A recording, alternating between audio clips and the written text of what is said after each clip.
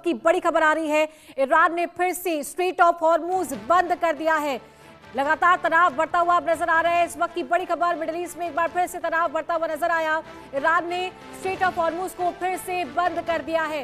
इसी बीच गत दिनों ये देखा गया था कि स्ट्रेट ऑफ हॉर्मुज पूरी तरीके से खोल दिया गया था। ईरान ने कहा कि अमेरिका ने अपना वादा पूरा नहीं किया है। नाकाबंदी हटाने की बात यहां पर अमेरिका की तरफ से सामने आई थी। ईरान ने कहा था कि अमेरिका अपनी नाकाबंदी हटाए, लेकिन ईरान ने कहा कि वो अपने वादे से बार बार मुकर रहा है। तो ईरान ने फिर से स्ट्रेट ऑफ हॉर्मुज को बंद कर दिया। मिडिल ईस्ट में तनाव के बीच ये बड़ी खबर सामने आई है। ईरान ने फिर से स्ट्रेट ऑफ हॉर्मुज को बंद कर दिया है, जहां स्ट्रेट ऑफ हॉर्मुज सभी के लिए पूरी तरीके से खोल दिया गया था। और ये भी तस्वीरें वहां से निकल कर आई थी कि तमाम जो कमर्शियल शिप्स हैं वहां से गुजरने दिया जा रहा है उन्हें, लेकिन अब एक बार फिर से इसे बंद कर दिया। और सुधाकर जी लगातार हमारे साथ बने हुए हैं। सर, एक बार फिर से तनाव की स्थिति बनती हुई नजर आ रही है। स्ट्रेट ऑफ हॉर्मुज बंद कर दिया, जहां स्थिति कुछ सुधरती भी नजर आ रही थी, और ईरान कह रहा है कि अपने वादे से अमेरिका मुकर रहा है। देखिए, ये अमेरिका के ऊपर कोई भरोसा नहीं रखा जा सकता है। ये समय ईरान का तो है ही है, उसको तो बदनाम कर रखे हैं, लेकिन यूएस भी कोई कम नहीं है। ये भी एक विद्रोही की तरह ये बिहेव करते रहते हैं। इनका मेन जो है वो चाह रहे हैं कि ईरान अपना जो न्यूक्लियर एंगेजमेंट कर रहे हैं इसको ना कर। तो ईरान बिल्कुल सही कह रहा है, इंडिपेंडेंट सोवरेन देश है, और जिस मामले पे उन्होंने राजी हो गए थे 2015 जेसीपीओ के लिए, और उसके बाद पिछले साल लड़ाई के टाइम में जो बात हो रही थी उसमें भी राजी हो गए थे। अभी 26 फरवरी को भी राजी हो गए थे, बातचीत जो चल रहा था, जो ओमानियन फॉरेन मिनिस्टर इंटरलोक्यूटर की काम कर रहे थे, उन्होंने मान लिया था कि ठीक है, आप जो कह रहे सही है, लेकिन ये बिल्कुल ही बंद करना जो है, उन्होंने nuclear non proliferation treaty sign कर रखे हैं। उसके तहत एनर्जी रिक्वायरमेंट के लिए और रिसर्च एंड डेवलपमेंट के लिए ये अपना एनरिचमेंट एनर्जी की रिक्वायरमेंट का 3 to 5% की जरूरत है, और रिसर्च एंड डेवलपमेंट का 20%। तो ईरान का कहना है कि चलो वो 20%, अभी जो जितना भी 60% या उसके ऊपर है, उसको और डाइल्यूट करके वो नीचे ले आएंगे 20% तक, लेकिन पूरा जो है अपने हाथ से वो बाहर नहीं निकालना चाहते हैं। अमेरिका कह रहा है कि नहीं, पूरा का पूरा एनरिचमेंट आप बंद करिए। आपके पास जो एनरिच्ड यूरेनियम 410 या 460 किलो है, ये आप अमेरिका को वापस करिए। ऐसा तो वो मानेंगे नहीं, बिकॉज उनका स्टांस काफी हार्ड हो गया है। ये 40 दिन लड़ाई के बाद आप देखेंगे कि ईरान काफी एक मजबूत वर्ल्ड पावर, ग्लोबल पावर के बराबर की रूप लेने लगा है। तो इसको अभी मेरे ख्याल से ये नहीं मानेंगे। इस तरह वो चलते रहेगा, फ्लिप फ्लॉप जो है। और अमेरिका को जो बात कर रहे हैं वो पूरा एक सही बयान देना चाहिए। ये नहीं कि सुबह कुछ कह रहे हैं, दोपहर को मना कर रहे हैं।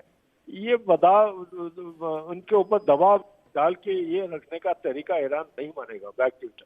बिल्कुल, लेकिन इसी बीच गौर करने वाली बात यह भी है सर कि ईरान कहीं ना कहीं एक ट्रस्ट वर्दी इमेज क्रिएट करता हुआ नजर आ रहा है। जहां समझौते की बात सामने आती है तो अमेरिका के लिए ये कहा जा रहा है कि अमेरिका बार बार अपने बयान बदलता है। ईरान ने यह भी कहा कि 7 बड़े झूठ अमेरिका ने ईरान के लिए बोले हैं तमाम समझौतों को लेकर, लेकिन जिन पर समझौतों की बात आ रही है वहां पर ईरान खुद आगे आकर कॉम्प्रोमाइजिंग सिचुएशन में नजर आता है, कॉम्प्रोमाइज करता हुआ नजर आ रहा है। बिल्कुल, देखिए, Iran economy point of view से काफी कमजोर हो चुका है। इतने सारे सैंक्शन इम्पोज कर रखे हैं, और ये 40-45 दिन के लड़ाई के दौरान बहुत कुछ नुकसान हुआ है, और वो समझते हैं, जबकि एसिमेट्रिक डेटरेंस उनके पास है, यानी कि कम दाम वाले जो हथियार उन्होंने बना रखे हैं, ड्रोन्स, मिसाइल वगैरह वगैरह, उसके तहत जब आप तुलना करते हैं, अमेरिका और इजराइल के पास जो हाथ हथियार हैं वो बहुत महंगे हैं, और उसको बनाने के लिए समय बहुत चाहिए। रेयर अर्थ एलिमेंट की जरूरत है, जिससे चाइना से लेना पड़ता है उनको। तो ऐसा हालत में ईरान जो है अभी समझ गया है कि ज्यादा इसको खींचने से पूरा विश्व में सबके ऊपर असर पड़ेगा। कॉमन मैन जो लाइफ है उसका लाइवलीहुड के ऊपर बहुत बुरा असर पड़ेगा। तो इसीलिए वो बातचीत के तहत वो मानने के लिए तैयार है कह रहे हैं हम मान रहे हैं। लेकिन आप जो जोर जबरदस्ती ये एनरिचमेंट को जो बंद कराना चाहते हैं और कह रहे हैं बिल्कुल ही हम खत्म करेंगे। अमेरिका का डिमांड था 20 साल तक एम्बिशन को पूरा बंद करके रखेंगे, और ईरान कह रहा था 5 साल तक बंद करके रखेंगे, लेकिन वो भी टिका नहीं है। और मेरे विचार के मुताबिक एक इंडिपेंडेंट सोवरेन देश होने के नाते उसके ऊपर इस किस्म की दबाव डालना ख्याल से ठीक नहीं है। बात फिर हाथ से बाहर निकल जाएगा। अभी वो मान रहे हैं, हो सकता है कि वो ना माने, क्योंकि चाइना और अभी तक जो मदद चल रहा है, हो सकता है आने वाले समय में कि उल्टा ना घूम जाए, फिर अमेरिका के लिए काफी महंगा पड़ेगा। बिल्कुल सही कहा आपने सर। और साथ ही एक और बड़ा सवाल ये है कि बार बार अमेरिका की तरफ से ये जो सिचुएशन लाई जाती है, पहले समझौते की बात की जाती है, फिर कहा जाता है कि ईरान सब चीज़ों में मान रहा है, अपना जो यूरेनियम है वो सौंपने को तैयार है, और इस्लामाबाद में मीटिंग जो है वो होने वाली है, समझौता बिल्कुल नज़दीक है। लेकिन उसके बाद में ये चीज़ें तो वो तो अब ईरान की तरफ, ईरान कहीं ना कहीं रिटेलिएट तो इस चीज़ को करेगा ही। तो आपको क्या लग रहा है कि आगे क्या सिचुएशन बन सकती है? क्या सुधार इसमें होता हुआ नजर आ सकता है जिस तरीके का अमेरिका का रवैया है?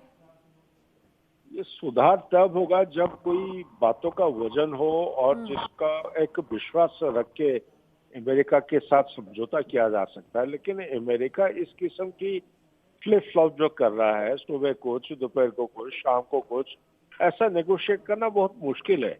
और ईरान वो पहचान लिया है यूएस को, उसके ऊपर विश्वास नहीं कर सकते हैं।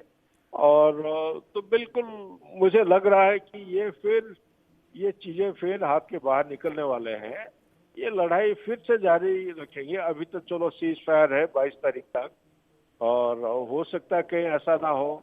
ठीक है। अमेरिका के व्यवहार इतना अंदाज इतना खराब है जी। कि उसके ऊपर ट्रस्ट करके आप आगे नहीं बढ़ सकते हैं शांति के लिए। बाकी